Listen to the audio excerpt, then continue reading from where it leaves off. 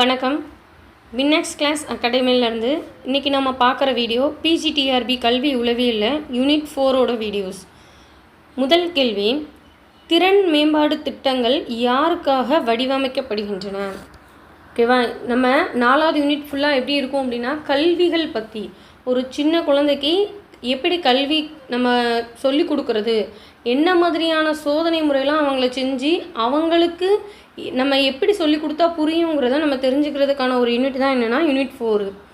So first question, திறன் மேம்பாடு திட்டங்கள் யாருக்காக வடிவமைக்கப்படுகின்றனன்னு கேட்டாங்க. ஸோ ஆப்ஷன்ஸ் பார்த்தே நம்ம ஈஸியாக ஒமிட் பண்ணுற மாதிரி தான் இருக்கும். திறமை மிக்க மாணவர்களா, மேபி இருக்கலாம். பழக்கம் இல்லாத மாணவர்களா, கண்டிப்பாக இருக்காது. ஆரம்ப நிலை மாணவர்களா, மேபி இருக்கலாம். சிறப்பு தேவைகள் உள்ளவங்களா, கண்டிப்பாக இருக்காது. திறன் மேம்பாடு திட்டம், அதிலே திறன் வந்துட்டு, ஸோ ஆன்சர் என்ன அப்படின்னா ஏ. ஓகேவா, திறன் மேம்பாடு திட்டங்கள் அப்படின்னா திறமை மிக்க மாணவர்களுக்காக நம்ம வடிவமைக்கிறது. அடுத்ததாக பாருங்கள், 2வது கேள்வி ரொம்ப முக்கியமான கேள்வி. இந்த கேள்வி வர்றதுக்கான வாய்ப்புகள் நமக்கு அதிகம். பாருங்கள், மூலக்கல்வி கூட்டல் சூழல் உணர்வு அடிப்படையிலான கற்றல் முறையை யார் வலியுறுத்தினார் அப்படின்னு சொல்லிட்டு கேட்டிருக்காங்க. ஓகேவா, மூலக்கல்வி அப்படின்னா ஆரம்பத்துலேருந்து அந்த குழந்தைகளுக்கு என்ன மாதிரியான கல்வி கொடுத்துட்டு வரோங்கிறது, அதை அந்த கல்விங்கிறது மட்டும் இல்லாமல் சூழல் உணர்வு அப்படின்னு சொல்லும்போது ஒரு குழந்தைகளுக்கு அவங்களோட சுற்றி இருக்கக்கூடிய சூழ்நிலைகள், அதாவது குடும்பமாக இருக்கட்டும், அவங்க பள்ளி சூழ்நிலைகள், என்விரான்மெண்ட்டாக இருக்கட்டும், இந்த ரெண்டுமே சேர்ந்து ஒரு அடிப்படையிலான கற்றல் முறையை, ஒரு கொள்கையை வெளியிட்டிருப்பாங்க. அந்த அறிஞர் யார் அப்படின்னு சொல்லி நம்ம கேட்டிருக்காங்க. ஆப்ஷன்ஸ் பாருங்கள், ப்ரூனர், பியர்ஷே, கோல்பர்க், எரிக்சன். ஸோ ஆன்சர் என்ன அப்படின்னா ப்ரூனர். இந்த மாதிரியான கேள்விகளுக்கெல்லாம் கொள்கைகள், வேறுபாடுகள், இந்த சோதனை முறையை கொடுத்தவங்க யார் அப்படின்னு சொல்லி கேட்குறது எல்லாமே ஓரளவு நம்ம அதை ஞாபகம் வச்சுக்க ட்ரை பண்ணணும் முடிஞ்ச வர. அப்படி இல்லைன்னா மனப்பாடமே பண்ணிடணும்.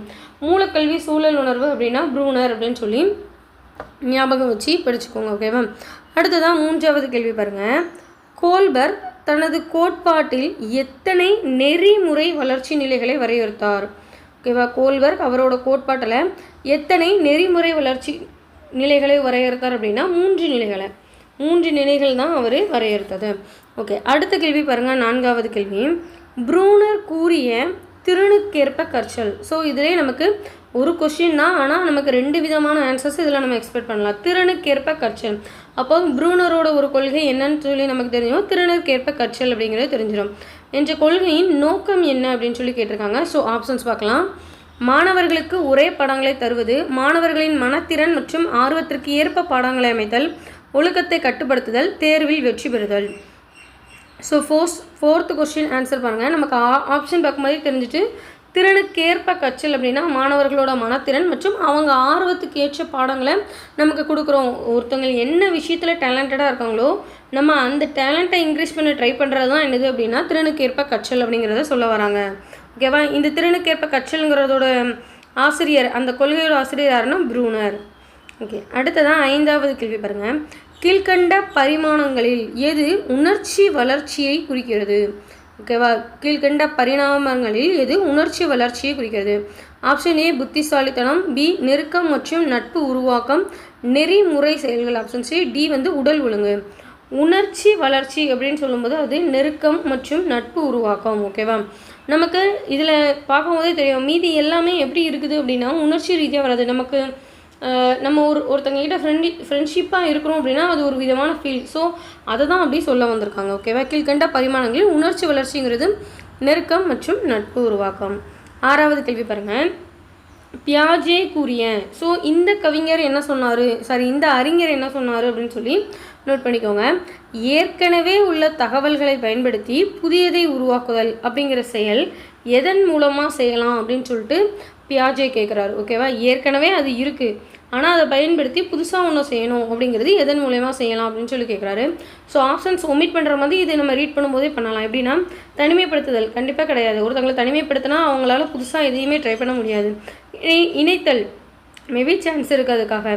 அடுத்ததாக வாய்ப்பு ஆல்ரெடி இருக்குது, ஸோ அதில் வாய்ப்புங்கிறது 2வது தடவை யாருக்குமே கொடுக்கப்பட போகிறது கிடையாது, அதுவும் இருக்காது. ஸோ கூட்டுக்கச்சல் ட்ரை பண்ணலாம், மேபி இருக்கலாம்னு வேணால் சொல்லலாம். ஆனால் பியாஜேவோட கருத்து எப்பவுமே எதாக தான் இருக்கும் அப்படின்னா இணைத்தலாக தான் இருக்கும். ஓகேவா, ஏற்கனவே உள்ள ஒரு தகவலை பயன்படுத்தி புதுசாக எப்படி உருவாக்கணுங்கிறதை இணைத்தல் மூலமாக மட்டும்தான் அவர் செய்ய முடியும் அப்படிங்கிறத சோதனை மூலமாக நிரூபித்து காட்டியிருக்காங்க.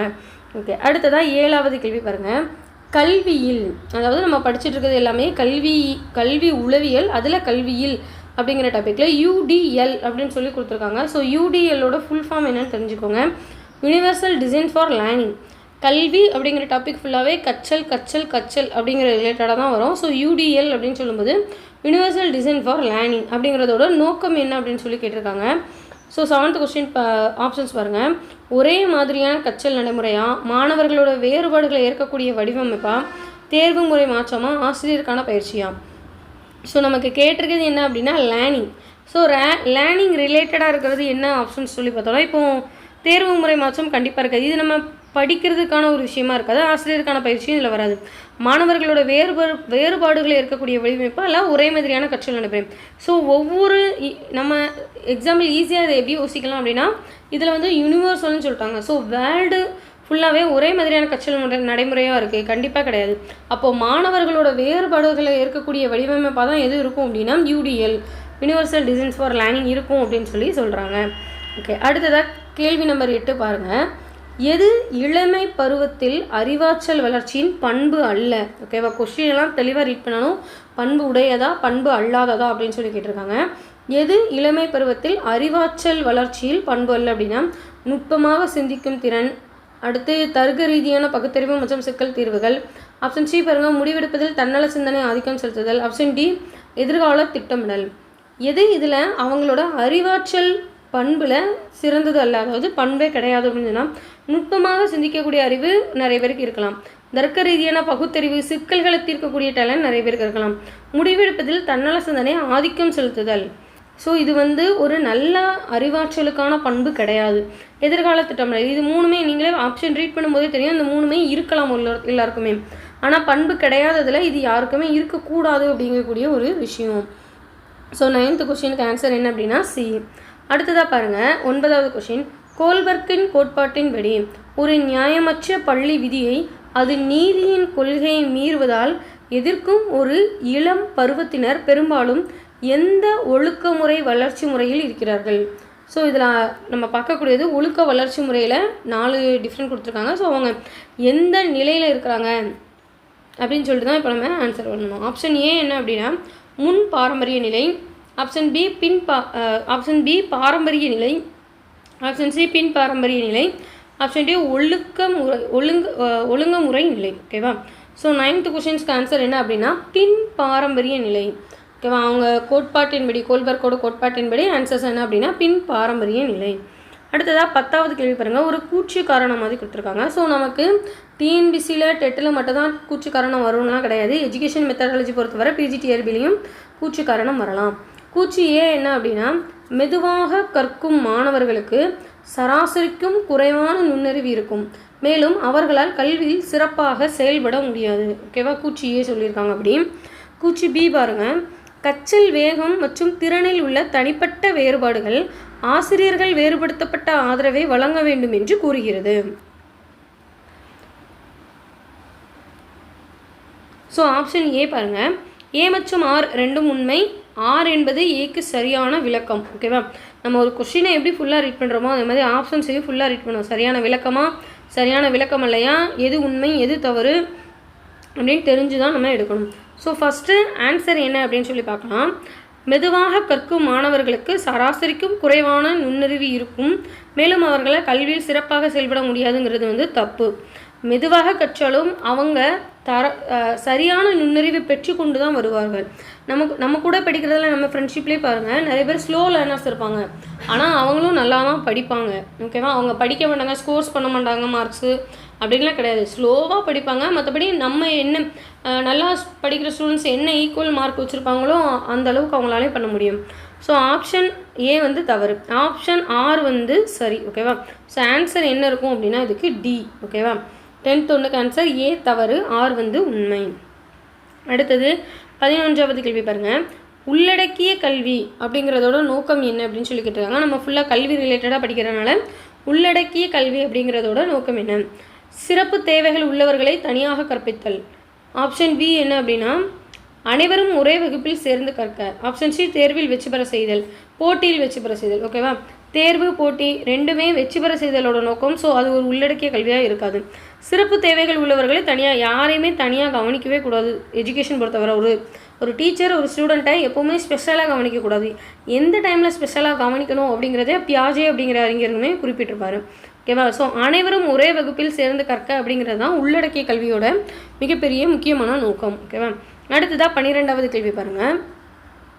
பியாஜே கூறிய புலன் இயக்க நிலை எந்த பருவத்தை குறிக்கிறது? பியாஜே கூறிய புலன் இயக்க நிலை எந்த பருவத்தை குறிப்பிடுகிறதுனா 0 to 2 வயது. ஓகேவா, 0லேருந்து 2 வயது வரை, பிறந்ததுலேருந்து 2 வயது வரை உள்ளவங்களுக்கு மட்டும்தான் புலன் இயக்க நிலை அப்படிங்கிற பருவத்தை குறிப்பிடுதாங்க. அடுத்ததாக 13வது கேள்வி பாருங்கள். குமார பருவத்தோட முக்கிய பண்பு எது? கற்பனை பண்ணுறதா, சுயநெறி அறிதலா, ஆக்கமா, நினைவாற்றல் அப்படின்னு சொல்லி கேட்டிருக்காங்க. சுயநெறி அறிதல். ஓகேவா, குமார பருவத்தோட முக்கிய பண்பு எது அப்படின்னா சுயநெறி அறிதல். அடுத்ததாக 14வது கேள்வி பாருங்கள்.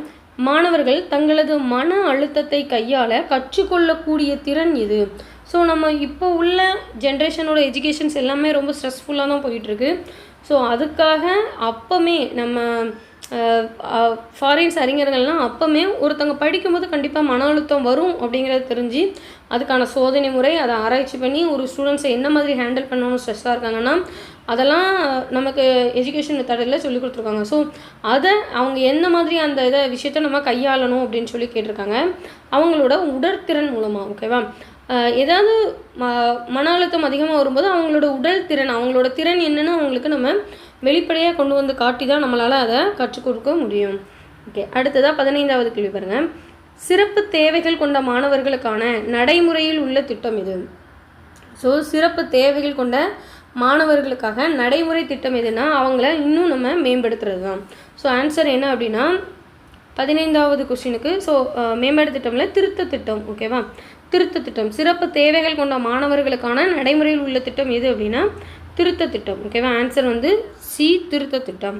அடுத்ததாக 16வது கேள்வி பாருங்கள். மாணவர்கள் நடுநிலை உதவி அப்படிங்கிறதோட நோக்கம் என்னன்னு கேட்டிருக்காங்க.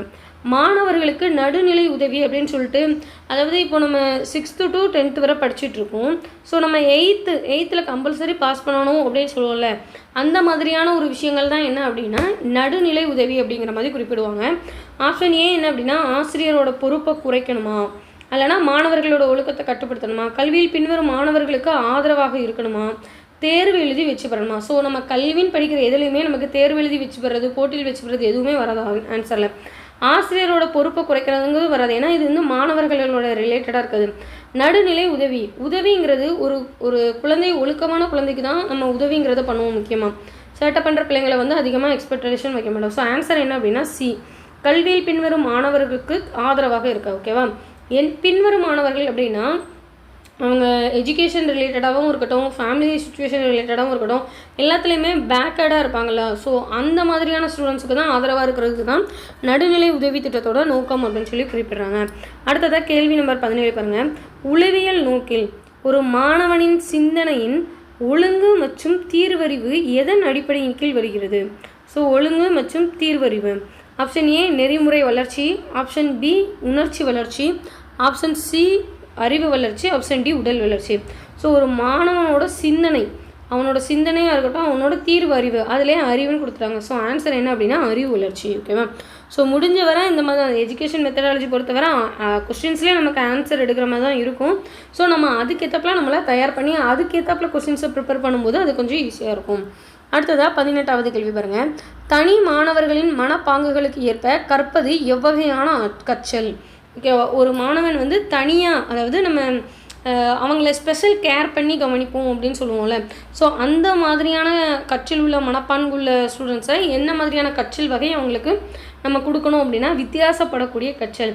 நார்மலாக இப்போது ஒரு கொஸ்டின்ஸ் ஒரு மேக்ஸ் போட்டோடனே 2+2 சொன்னோடனே 4ன்னு சொல்கிற ஸ்டூடெண்ட்ஸ்க்கும் 2+2 நம்ம சொன்ன உடனே அவன் கையெடுத்து கூட்டுறான்ல 1 2 3 4 அந்த மாதிரியான ஸ்டூடெண்ட்ஸ். ஸோ 2 வகையான ஸ்டூடெண்ட்ஸு. ஸோ 2வது ரகத்தில் இருக்கக்கூடிய ஸ்டூடெண்ட்ஸ்க்கு ஒரு வித்தியாசமான கற்றல் நம்ம சொல்லிக் கொடுக்கும்போது தான் அவங்கள நம்ம தனியாக கேர் எடுத்து பார்க்குறதுக்கான ஒரு கற்றல் வகையாக இருக்கும் அப்படின்னு சொல்லி சொல்கிறாங்க. அடுத்ததாக 19வது கேள்வி பாருங்கள். சீரான கவனம் குறைந்திருக்கும் மாணவர்கள் அடங்கும் பிரிவு எது? சீராக கவனம் குறைந்திருக்கக்கூடிய மாணவர்கள் அடங்கக்கூடிய பிரிவு எது அப்படின்னா மெதுவாக கற்றல் கொண்டவர்கள் தான். ஓகேவா? சாதாரண மாணவர்கள் கிடையாது, விரைவாக கற்றவர்கள் கிடையாது, திறமை மிக்கவர்களும் கிடையாது. மெதுவாக யார் கற்றுக்கிட்டே ஸ்லோ லேர்னர்ஸ் யாரெல்லாம் இருக்காங்களோ அவங்கள வந்து சீராக கவனம் குறைந்திருக்கக்கூடிய மாணவர்கள் அப்படிங்கிற பிரிவில் நம்ம சேர்க்கலாம் அப்படின்னு சொல்கிறாங்க. அடுத்ததான் 20வது கேள்வி பாருங்கள். சிறப்பு தேவைகளுடன் கூடிய குழந்தைகள் என்பார் யார்? ஓகேவா? சிறப்பு தேவைகளுடன் கூடிய குழந்தைகள் அப்படிங்கிறது யாருன்னு சொல்லி கேட்டிருக்காங்க. உடல் அல்லது அறிவு குறைபாடு இருக்கிறவங்கள தான் சிறப்பு தேவைகளுடன் கூடிய குழந்தைகள் அப்படின்னு சொல்லுவோம். ஸோ இந்த கொஸ்டின் எக்ஸ்ப்ளனேஷன் வேணாம், ஏன்னா பார்த்தோன்னே ரீட் பண்ணும்போதே தெரியுது. அடுத்ததான் 21வது கேள்வி பாருங்கள். தாமதமாக திறன் காட்டும் குழந்தைகள். ஸ்லோ லேர்னருங்கிறது வேறு, தாமதமாக திறனை காட்டக்கூடிய குழந்தைகள்னு சொல்கிறது வேறு. ஒருத்தவங்களோட டேலண்ட்டே, அதாவது அவங்களுக்கு என்ன ஒரு திறமை இருக்குங்கிறதே ரொம்ப ஸ்லோவாக தான் தெரியுது அப்படிங்கிறத தான் இதில் கொடுத்துருக்காங்க. அதுக்கான உதாரணம் எது அப்படின்னு சொல்லிட்டு நம்மகிட்ட கேட்டிருக்காங்க. ஸோ ஆப்ஷன்ஸ் பாருங்கள். மிகவும் அறிவாளி, தாமதம்னு சொல்லிட்டாங்க. அப்போ எப்படி அறிவாளியாக இருக்க முடியும்? கண்டிப்பாக கிடையாது. பொதுவாக கற்றல் செய்பவர், நார்மலாக கற்றல் பண்ணுறவங்க தாமதமாக பண்ண மாட்டாங்க. வயதுக்கேற்ப திறன்கள் மெதுவாக வரும் குழந்தைகள். ஸோ ஆப்ஷன்ஸ்லேயே தெரிஞ்சிட்டு நமக்கு. விளையாட்டில் நல்லவர், அதுவும் கிடையாது. ஓகேவா? ஸோ 21க்கு ஆன்சர் என்ன அப்படின்னா சி. அடுத்ததான் 22வது கேள்வி பாருங்கள். குழந்தைகளின் நெறிமுறை வளர்ச்சி குறித்து கோல்பர்க் கூறிய முதல் நிலை எது? ஓகேவா? ஸோ கோல்பர்க் நிறைய கொடுத்துருப்பாரு. நான் முடிஞ்ச வரை கொஸ்டின்ஸ்லேயே உங்களுக்கு அந்த ஆப்ஷன்ஸ், கோல்பர்க்கோட கொஸ்டின்ஸ் வரும்போது ஆப்ஷன்ஸ் இருக்கிறதெல்லாம் அவங்களோட நிலைகள் பற்றி தான் கொடுத்துருப்பேன். ஸோ நீங்கள் அதுக்கு ரிலேட்டடாகவே எத்தனை நிலைகள் இருக்குது, என்னென்ன நிலைகள் இருக்குதுன்னு கொஸ்டின்ஸை இன்னொரு டைம் பார்க்கும்போதே உங்களுக்கு தெரிஞ்சிடும். அவர் கூறின முதல் நிலை எது அப்படின்னு சொல்லிட்டு கேட்டிருக்காங்க. ஸோ ஆப்ஷன்ஸ் பார்க்கலாம். பிறரால் கட்டுப்படும் நிலை, தனிச்சிந்தனை கட்டம், முன்னெறிமுறை நிலை, பிந்தைய நெறிமுறை நிலை. ஆன்சர் என்னென்னா ஆப்ஷன் ஏ, பிறரால் கட்டுப்படும் நிலை தான் குழந்தை நெறிமுறை வளர்ச்சியில் கோல்பர்க் கூறின முதல் நிலை அப்படின்னு சொல்லலாம். ஓகே. அடுத்ததான் 23வது கேள்வி பாருங்கள். மாணவர்கள் மாறுபட்ட தன்மைகளை ஏற்றுக்கொண்டு கற்றுக்கொள்வது எந்த கற்றல் முறையின் முக்கிய அம்சம்? மாணவர்கள் வந்து மாறுபட்ட தன்மைகளை அவங்களே ஏற்றுக்கிட்டு அவங்களே கற்றுக்கொள்ள ஸ்டார்ட் பண்ணிட்டாங்க. இப்படி அவங்களாவே அவங்கள செல்ஃப் ஸ்டடியில் கொஞ்சம் இம்ப்ரூவ்மெண்ட் பண்ணும்போது அது எந்த விதமான கற்றல் நிலை அப்படின்னு சொல்லி கேட்குறாங்க. ஸோ ஆப்ஷன்ஸ் பாருங்கள். 23வது கொஸ்டினுக்கு திருத்த கற்பித்தல், நடுநிலை வகுப்பு, மேம்பாட்டு வகுப்பு, வித்தியாசமான கற்பித்தல் தான் இதுக்கான ஆன்சர். ஸோ வித்தியாசமான கற்பித்தலே நம்ம 2 கொஸ்டின் ரிலேட்டடாக பார்த்துக்கோம். ரெண்டுமே ஒரு 2-3 டைம் ரிப்பீட்டடாக ரீட் பண்ணி பாருங்கள். உங்களுக்கே அந்த வித்தியாசமான கற்பித்தல்ங்கிறதோட மெயின் பாயிண்ட் என்ன அப்படின்னு சொல்லி, ஏன்னா நம்ம கொஸ்டின்ஸ் வித் ஆன்சர்ஸ் தான் பார்த்துட்ருக்கோம். ஸோ அதோட டெஃபினிஷன் என்னென்னு உங்களுக்கு இந்த 2 கொஸ்டின்லையுமே ரொம்ப டீட்டெயிலாக கொடுக்குற மாதிரி இருக்கும். ஸோ கரெக்டாக ரீட் பண்ணி பார்த்துக்கோங்க. அடுத்ததான் 24வது கேள்வி பாருங்கள். சிறப்பு தேவைகள் உள்ள குழந்தைகளுக்கு என முக்கிய கல்வி அடிப்படை. அப்போலே சிறப்பு தேவைகள் உள்ள குழந்தைகள் யாருன்னு சொல்லிட்டு பார்த்துட்டோம். இப்போ அவங்களுக்கான முக்கிய கல்வி அடிப்படை எப்படி இருக்கும் அப்படின்னு சொல்லிட்டு பார்க்குறோம். ஸோ ஒரே மாதிரியான பாடத்திட்டம் கண்டிப்பாக அது இருக்க முடியாது. அனைத்து மாணவருக்கும் ஒரே மாதிரியான பாடம் அதுவும் கிடையாது. தனிப்பட்ட கவனம் மற்றும் தனிப்பயிற்சி. ஓகேவா? இது மட்டும் தான் நமக்கு அந்த சிறப்பு தேவைகள் உள்ள குழந்தைகளுக்காக முக்கிய அடிப்படை கல்வியாக நம்ம இதை கொடுக்க முடியும். அடுத்ததான் 25வது கேள்வி பாருங்கள். ப்ரூனர் தனது கோட்பாட்டில் வலியுறுத்திய முக்கிய கருத்து எது? ஓகேவா? ப்ரூனரோட கோட்பாடு நம்ம இதோட 2-3 பார்த்துட்டோம். ஸோ அடுத்து தான் அவங்க சொன்ன கோட்பாட்டில் எது கொடுத்துருக்காங்கன்னு சொல்லி பாருங்கள். ஃபஸ்ட்டு உரை வகுப்பு, கண்டறிதல் மூலம் கற்றல், தேர்வுக்கான பயிற்சி, ஒழுக்க அடிப்படையிலான பயிற்சிகள். ஆன்சர் என்ன அப்படின்னா கண்டறிதல் மூலம் கற்றல். ஸோ 25வது கேள்விக்கு ப்ரூனரோட கோட்பாடில் வலியுறுத்தின முக்கிய கருத்து எது அப்படின்னா கண்டறிதல் மூலம் கற்றல் அப்படிங்கிறத வலியுறுத்தியிருப்பார். அடுத்ததாக 26வது கேள்வி பாருங்கள். கீழ்கண்டவற்றுள் மெதுவாக கற்றல் செய்பவர்களுக்கு ஏற்றதானது எது? ஓகேவா? ஸோ இது வந்து சோதனை முறைகள்னு சொல்லுவோம். இவ்வளோ நேரம் மெதுவாக கற்றவங்களுக்கான திறமை என்ன, அவங்களை என்ன மாதிரியான கற்றல் அடிப்படையில் நம்ம பார்க்கணும்னு பார்த்தோம். ஸோ இது அவங்களுக்கான சோதனை முறைகளில் எது அவங்களுக்கு ஏற்றதாக இருக்கும் ஸ்லோ லேர்னர்ஸ்க்கு அப்படின்னு சொல்லிட்டு நம்மகிட்ட கேட்டிருக்காங்க. ஸோ அதுக்கான ஆன்சர்ஸ் பார்ப்போம். வண்ண விளக்கு கார்டுகள், பரிசீலனை முறை, திருத்த பயிற்சி, மேம்பாடு வகுப்பு. இது வந்து திருத்த பயிற்சி மூலம் தான். ஏன்னா ஆல்ரெடி கற்றுட்டு அவங்க படிச்சுட்டு தான் இருக்காங்க. அவங்ககிட்ட கொஞ்சம் சேஞ்சஸ் பண்ணாலே இதை கண்டிப்பாக அந்த சேஞ்சஸை வந்து நம்மளால் ஈஸியாக கொண்டு வர முடியும் அப்படிங்கிற மாதிரியான ஒரு சோதனை. அடுத்ததான் 27வது கேள்வி பாருங்கள். குழந்தைகள் ஏனென்று கேட்கும் மனப்பான்கு அதிகமாக காணப்படக்கூடிய பருவம் எதுன்னு கேட்டிருக்காங்க. ஓகேவா? குழந்தைகள் சின்ன பிள்ளைங்களை பார்த்தீங்கன்னா இப்போது ஒரு பிறந்ததுலேருந்து 5-6 வயசுக்குள்ள குழந்தைகள் கேட்குற கேள்விகளுக்கு பதில் சொல்லவே முடியாது. அதுவும் இப்போ உள்ள ஜென்ரேஷனில் சொல்லவே முடியாது. ஸோ அந்த மாதிரியாக அவங்க காணப்படக்கூடிய ஏனென்று கேட்கும் அப்படின்னு சொல்லக்கூடிய அந்த பருவம் எது அப்படின்னா தொடக்க குழந்தை பருவம். ஏன்னா நமக்கே தெரியும் நிறைய பேர் வீட்டில் இப்போ சில்ட்ரன்ஸுமே இருப்பாங்க. பிஜிடிஆர்பி படிக்கிறோன்னா கண்டிப்பாக ஒரு ஏஜ் இருக்கும். ஸோ அப்படி இருக்கும்போது நீங்கள் இந்த மாதிரியான எஜுகேஷன் மெத்தடாலஜி ரிலேட்டடாக வரக்கூடிய கொஷின்ஸ் எல்லாமே ஆப்ஷன்ஸ் பார்த்தே எடுக்கிற மாதிரி மோஸ்ட்லி பார்த்துக்கோங்க. ஏன்னா இந்த மாதிரி தான் கொஸ்டின்ஸ் வரும். ரொம்ப டஃப்பாலாம் இருக்காது. நமக்கு கொஸ்டின்ஸுக்குள்ளேயே ஆன்சர் மாதிரி தான் இருக்கும் எஜுகேஷன் மெத்தடாலஜி பொறுத்தவரை. ஸோ அதுக்கு ஏற்றாப்புல பார்த்துக்கோங்க. ஏனென்று கேட்கும்னா தொடக்க கல்வியோட குழந்தை பருவமாக இருக்கும். அடுத்ததான் 28வது கேள்வி பாருங்கள். மாணவர்கள் தங்கள் சொந்த அனுபவங்களின் அடிப்படையில் கற்றல் பெறும் கல்விக் கொள்கை எது? மாணவங்க அவங்களோட சொந்த கல்வி அனுபவங்களோட அடிப்படையில் கற்றல் பெறும் கல்விக் கொள்கை எதுனா கட்டமைப்பு கொள்கை. ஓகேவா? கட்டமைப்பு கொள்கை. அடுத்ததாக பாருங்கள் 29வது கேள்வி.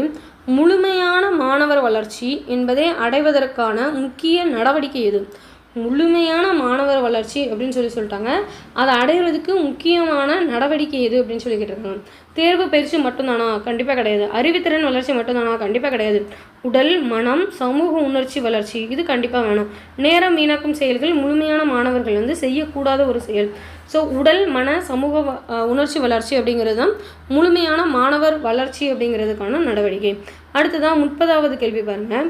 பின்வரும் திறன்களில் எது முதலில் உறுதியான செயல்பாட்டு நிலையில், அதாவது 7லிருந்து 11 வயது வரை உள்ள குழந்தைகளுக்கு தோன்றக்கூடியது? பின்வரும் திறன்களில் எது முதல்ல உறுதியான செயல்பாட்டு நிலையில் 7லிருந்து 11 வயது வரை உள்ள குழந்தைகளுக்கு தோன்றக்கூடியது எது அப்படின்னா நுண் பகுத்தறிவா, பாதுகாப்பு மற்றும் மீள்தன்மையா, தன்னல சிந்தனையா, குறியீட்டு விளையாட்டா? ஓகேவா? ஸோ இதுக்கான ஆன்சர் என்ன அப்படின்னா பாதுகாப்பு மற்றும் மீள்தன்மை. ஓகேவா? 7லிருந்து 11 வயசில் பாதுகாப்பு மற்றும் மீள்தன்மை தான் நம்ம தெளிவாக அந்த குழந்தைகளுக்கு பார்க்கணும்.